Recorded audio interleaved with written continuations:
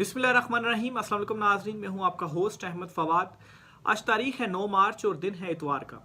दो इश्यूज़ पर आज की व्लॉग में डिस्कस करेंगे। पहला तो ये जी कि इमरान खान साहब से बड़ी एक इम्पॉर्टेंट मुलाकात हुई है और इस मुलाकात में भी खान साहब से डील मांगी गई है और इमरान खान साहब का जवाब वही था कि कोई डील नहीं करूँगा। अब इमरान खान साहब की इस स्ट्रेटजी को काउंटर करने के लिए एक नया पत्ता खेला जा रहा है ताकतवर हलकों की जानिब से, और वो है शाह महमूद कुरैशी। शाह महमूद कुरैशी को किस तरह से कायल किया जाएगा और उन्हें दोबारा कैसे लॉन्च किया जाएगा, इस पर क्या वर्किंग शुरू हुई है, कुछ एक्सक्लूसिव डिटेल्स हैं आपके साथ शेयर करूंगा। और दूसरे नंबर पर साबिक आर्मी चीफ जनरल बाजवा ने इस हकूमत की जो मंजी है वो ठोक दी है, पहाड़ गिराया इस हकूमत पर, और इमरान खान साहब की बड़ी एक हिमायत जो है वो जनरल बाजवा साहब की जानिब से जाने अनजाने में ही आप कहें या जिस तरह से भी कहें वो उनकी जानिब से की गई है। इस पर भी कुछ तफसीलात हैं, वो भी आज की व्लॉग में आपके साथ में शेयर करूंगा। सबसे पहले तो बताता चलूँ जी कि इस वक्त शाह महमूद कुरैशी साहब जो हैं उनके हवाले से क्या चल रहा है और उन्हें दोबारा से लॉन्च किया जा रहा है और पाकिस्तान तहरीक इंसाफ के ही प्लेटफॉर्म से लॉन्च किया जाएगा, लेकिन उन्हें साथ मिलाकर लॉन्च किया जाएगा क्योंकि शाह महमूद कुरैशी इमरान खान के बाद पाकिस्तान तहरीक इंसाफ में अगर कोई सेकंड पर्सन था तो वो शाह महमूद कुरैशी थे। पाकिस्तान तहरीक इंसाफ के वाइस चेयरमैन शाह महमूद कुरैशी थे, तो वो इमरान खान साहब के साथ डट कर भी खड़े हुए। सारी जो लीडरशिप थी तितर बितर हो गई। असद उमर को आप देख लें, उनको कितना वैल्यू किया जाता था, वो भी जो है वो प्रेस कॉन्फ्रेंस करके साइड पर हो गए। फवाद चौधरी भी हो गए, लेकिन शाह महमूद कुरैशी जो थे वो खड़े रहे इमरान खान के साथ और इसलिए अभी तक वो भी जेल में है। एक कॉलम है सुहेल वड़ाइच साहब के हवाले से सब जानते हैं जी, ताकतवर हलकों के साथ बड़े करीबी हैं और इनको उन्हीं का सहाफ़ी ख्याल किया जाता है। इन्होंने एक कॉलम लिखा है, वो सारा कॉलम तो नहीं, ज़ाहिर सी बात है काफ़ी लंबा होगा, उसके सिर्फ 2 स्पेसिफिक पैराग्राफ हैं छोटे छोटे से, वो मैं आपके सामने रखूँगा, पढ़ूँगा, फिर इस डिटेल की जानिब में बढ़ता हूँ कि इस वक्त हो क्या रहा है और क्यों ये किया जा रहा है। और अगर शाह महमूद कुरैशी लॉन्च होते हैं तो क्या इमरान खान साहब जो डील से इनकार कर रहे हैं वो चीज़ काउंटर हो पाएगी या नहीं हो पाएगी। ये जी लिखते हैं कि बज़ाहिर शाह महमूद कुरैशी से तहरीक इंसाफ या इमरान खान का कोई इख्तलाफ नहीं। बज़ाहिर ना शाह महमूद कुरैशी ने तहरीक इंसाफ के हर फैसले पर साथ कहा है, ना कोई ग्रुप बनाया है, ना मुक़तदरा से माफ़ी मांगी, ना इन्हें कोई रियायत मिली है, लेकिन बज़ाहिर इस कामिल वफादारी के बावजूद कप्तान को इन पर कोई शक ज़रूर है। यही वजह है कि शाह महमूद कुरैशी को गैर ज़रूरी तौर पर नज़रअंदाज किया जा रहा है। अब इसमें क्या इस्टेब्लिश करने की कोशिश की गई है, शाह महमूद कुरैशी को ये बताने की कोशिश की गई है कि भाई आपको तो पीटीआई नज़रअंदाज कर रही है। और वाकई आप देखें पीटीआई के कितने लोग हैं जो शाह महमूद कुरैशी से मिलने के लिए जाते हैं, कोई भी नहीं जा रहा। फिर शाह महमूद कुरैशी के अपने जो साहबजादे हैं जैन कुरैशी, उनके हवाले से क्या था कि वो जब तरमीम आई तो उनको भी उठाया गया और वो भी जो है वो मान गए, उन्होंने भी डील कर ली और अभी वो पीटीआई से साइड लाइन पर है। ज़ाहिर सी बात है शाह महमूद कुरैशी के बाद मुस्तकबिल उनका बेटा जैन कुरैशी ही है जिसे वो लेकर आए थे पीटीआई में। तो एक चीज़ तो ये, दूसरा जी शाह महमूद कुरैशी साहब से अब ये जो पार्टी भी मुलाकातें नहीं कर रही, कोई पैगाम रसानियाँ भी नहीं हो रही, इमरान खान की तरफ से भी कभी शाह महमूद कुरैशी जो हैं उनका जिक्र जो है वो नहीं किया गया। हो भी सकता है कि कोई शक हो इमरान खान को उनके ऊपर, लेकिन ये एक तरह से शाह महमूद कुरैशी अगर नहीं भी है तो उनको मनाने की कोशिश। देखिए जी पीटीआई ने तो आपसे किनारा कर लिया, इमरान खान भी आपका जिक्र नहीं करते, उनको भी आपके ऊपर शक है। तो क्या है, एक नफसियाती खेल है जी कि शाह महमूद कुरैशी को ये कहकर मना लिया जाए कि आपका मुस्तकबिल हमारे साथ है, हम आपको आप जो है वो माइनस इमरान खान पर हमारे साथ राज़ी हो जाएं, आप आ जाएं, आपको हम लॉन्च करते हैं और पाकिस्तान तहरीक इंसाफ की बात और आप संभाल लें, इलेक्शन आप लड़ लें और पीटीआई का वोट आपको पड़ जाएगा। तो फिर जाहिर सी बात है फर्स्ट अगर वो पीटीआई में हो जाएंगे तो फिर आप वज़ीर-ए-आज़म भी बन सकते हैं। तो एक तो ये चीज़। दूसरा जी अपने कॉलम के आखिर में जाकर ये क्या लिखते हैं, तहरीक इंसाफ की मुल्क की मकबूल जमात ज़रूर है, मगर एक तो वो रियासत को कबूल नहीं, दूसरा इसकी क़यादत में कोई एक भी माकूल शख्स नहीं जो हालात को मामूल पर लाने का फ़न या हुनर जानता हो। सब के सब नंबर बनाते हैं, अपनी छोटी झूठी लड़ाइयों से कप्तान को जेल में बंद रखने का इंतज़ाम कर रखा है। गालियाँ ये निकालते हैं, गुस्सा कप्तान पर निकलता है। ये कैसे हामी वफादार हैं जिनके पास खान को तकलीफ़ें देने के अलावा कोई रास्ता ही नहीं है। या तो ये सारे अक्ल से आ रही हैं कि खान को निकालने में नाकाम हैं, या फिर ये सारे इस कदर अक्लमंद हैं कि खान को बाहर ही नहीं आने देते, क्योंकि खान बाहर आ गया तो रोज टीवी पर शक्लें दिखाने वालों को गायब होना पड़ेगा। ट्रंप कार्ड तो गया, इससे पहले अदालती card, Jarnail card, IMF card, opposition card, धरना कार्ड सब नाकाम हो चुके। अब शाह महमूद कार्ड आजमा कर देख लें। तो दूसरी तरफ जी ये भी कन्विंस करने की कोशिश है कि शाह महमूद कार्ड आप आजमाएं, क्योंकि आपके सारे कार्ड फ्लॉप हो गए हैं। कौन कौन से गिनवाए जी? आप देखें जी, अदलिया कार्ड, अदलिया से आपको रिलीफ नहीं मिल सकता, अदलिया कार्ड से ये मुराद, ठीक है। अच्छा, जर्नैल कार्ड जी, एस्टेब्लिशमेंट आपकी जो है वो हिमायत नहीं करती जी। IMF कार्ड वो अब आपका गया। अपोजिशन कार्ड जो अपोजिशन इत्तेहाद अलायंस था वो भी फारिग हो गया, वो भी अब नहीं बनना। धरना कार्ड आपने धरने बार बार किए, 26 नवंबर हो गया, उसके बाद आप लोग नहीं निकलेंगे, ये उनका कहना है। हालांकि ऐसा नहीं, अभी भी लोग निकलेंगे। वो कहते हैं जी ये सारे आपने आजमा के देख लिए, हालांकि और अब जी शाह महमूद कुरैशी कार्ड है। तो ये वो इन बिटवीन द लाइन में आपको बता रहा हूँ कि एक कार्ड जो है वो बचा है। इमरान खान साहब को बावर कराने की भी ये कोशिश है। तो शाह महमूद कुरैशी साहब अगर लॉन्च हो जाते हैं और इमरान खान साहब मान जाते हैं कि ठीक है, और दूसरी तरफ शाह महमूद कुरैशी को घेर लिया जाता है, क्योंकि राब्ता तो नहीं है और इमरान खान साहब से भी पार्टी रहनुमाओं का राब्ता नहीं है, तो जो डिटेल बताई जाएंगी प्रोपेगेंडा किया जाएगा, और कोई तो सोर्स नहीं है।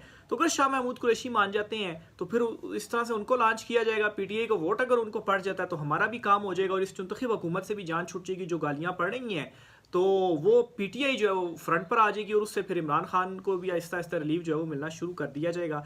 लेकिन मसला इनके लिए अब ये है कि इमरान खान इनकी किसी भी डील के ऊपर जो है वो इनकार कर रहे हैं, और अगर ये चीज़ भी इमरान खान साहब के सामने रखते हैं तो इमरान खान साहब इस पर भी जो इनकार है वो करेंगे। तो ये जो दिन है जी, एक जो नफसियाती दबाव है इमरान खान साहब के ऊपर, मैं समझता हूँ कि जो मुलाकातें नहीं होने दी जा रही हैं, जो इन्फॉर्मेशन नहीं पहुँच रही, उससे जी ये किया जाएगा कि मर्जी की चीज़ें बताकर नफसियाती दबाव बढ़ाया जाएगा जी कि आलमी सतह पर भी कुछ नहीं हो रहा, यहाँ पर भी कुछ नहीं है, तो आप जो है वो बस अब ख़त्म हो गए हैं तो कोई ना कोई डील दे दें। देखें, अगर आप ये खान साहब को कह रहे हैं कि सब कुछ आपके सारे कार्ड ख़त्म हो गए हैं, कोई डील दे दें, तो खान के कार्ड ख़त्म हो गए तो आप डील क्या लेने के लिए गए हैं? खान के कार्ड ख़त्म हो गए तो आप साइड पर हो जाएं, आप अपनी जो है वो फिर ताकत के बलबूते पर हुकूमत आप जो है वो करते रहें। खान के तो कार्ड ख़त्म हो गए हैं, क्यों खान के पास जो है वो जा रहे हैं?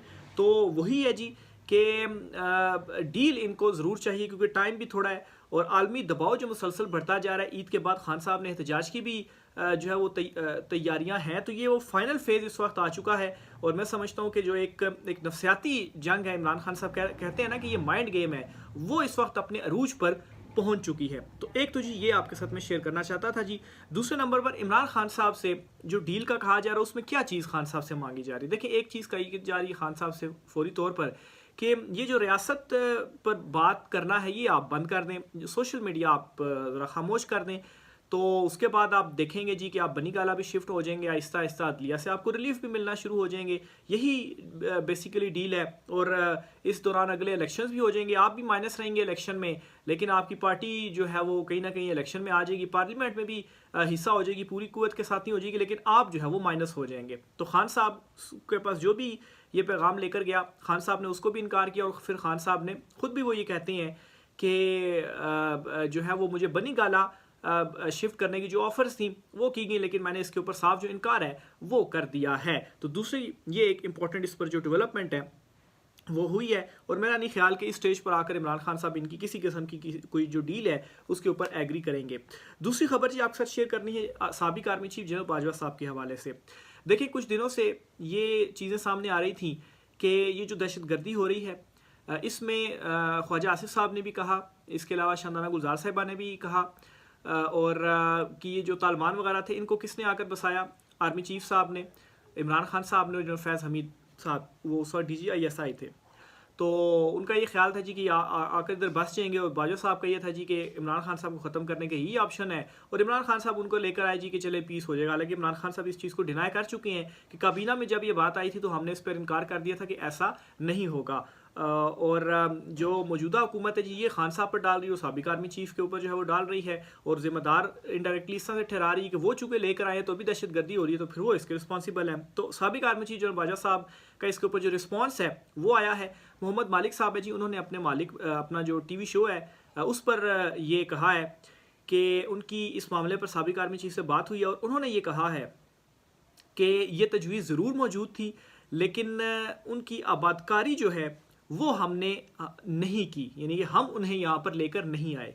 हाँ, जब हम चले गए या इमरान खान चला गया तो उसके बाद ये जो पीडीएम हुकूमत वगैरह थी उस टाइम पर ये लोग जो है वो लेकर आए। और अगर ये आप चाहते हैं कि किसी प्लेटफॉर्म के ऊपर मैं बात करूं तो आप पार्लियामेंट का इजलास बुला लें, मैं उस इजलास में आ जाऊंगा, वो ओपन इजलास होगा, वहाँ भी सुनेगी और वहाँ पर आकर मैं ये बता भी दूंगा कि सच जो है वो ये है और हमारे ऊपर जो इल्ज़ाम है वो लगाया जा रहा है। तो ये जी साबिक आर्मी चीफ के हवाले से कुछ क्लैरिफिकेशन थी, लेकिन खैर एटलीस्ट इसमें एक मैं समझता हूँ कि इमरान खान के हक़ में एक बड़ी गवाही भी आई है और इमरान खान की हिमायत में भी ये बयान जाता है, क्योंकि ये बार बार इमरान खान के अगेंस्ट भी प्रोपेगेंडा कर रहे थे और उससे इमरान खान साहब को तालिबान खान कहा जो है वो जा रहा था कि वो इनको लेकर आए। तो अब ये गवाही आ गई है कि हम तो अपने दौर में लेकर ही नहीं आए।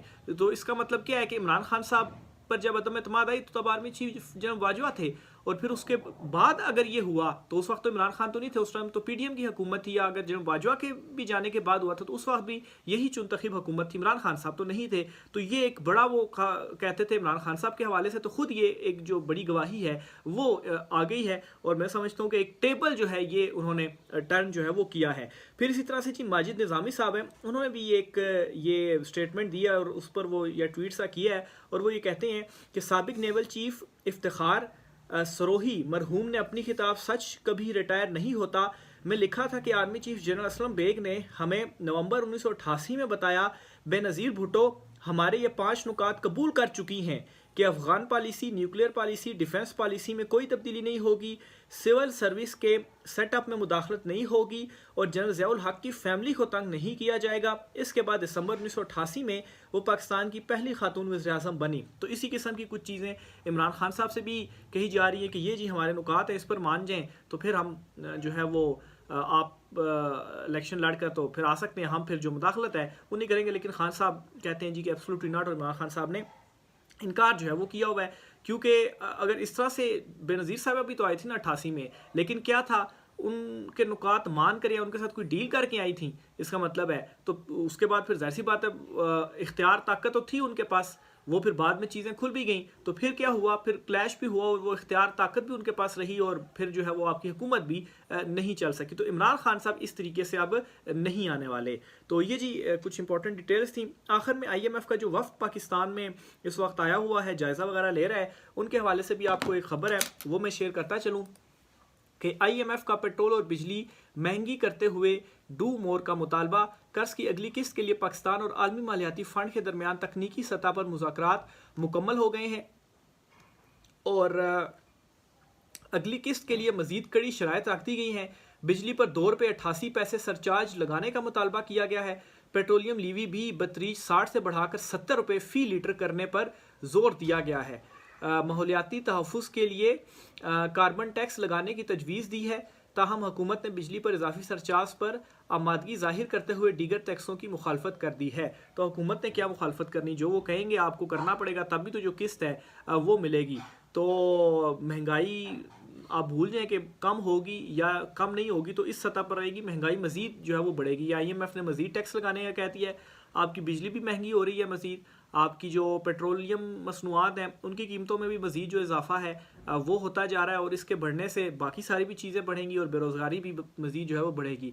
बताया गया कि कर्ज़ की अगली किस्त के लिए पाकिस्तान और आलमी मालियाती फ़ंड के दरमियान तकनीकी सतह के मुज़ाकरात मुकम्मल हो चुके हैं। पीर से पॉलिसी सतह की बातचीत में बजट अहदाफ पर मुशावरत होगी। पाकिस्तान ने अब तक IMF को ब्रीफिंग में बताया कि महंगाई 12% हदफ के मुकाबले 7% रहेगी। GDP ग्रोथ 4.5% तक जा सकती है। IMF ने अगले 3 साल पेट्रोलियम लीवी में सालाना ₹3 फ़ी लीटर इजाफे की तजवीज़ दी है।